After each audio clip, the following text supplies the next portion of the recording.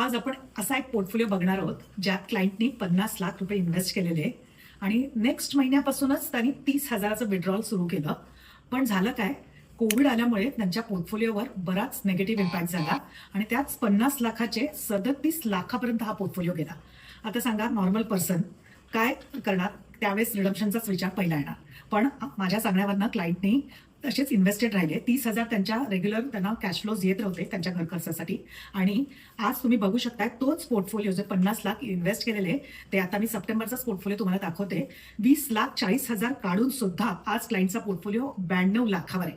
तर तुम्हालाही असंच पोर्टफोलिओ जर का नेगेटिव्ह गेलाय आणि भीती वाटत असेल आणि पोर्टफोलिओ रिडीम करण्याचा विचार करत असाल तर प्लीज तसं करू नका.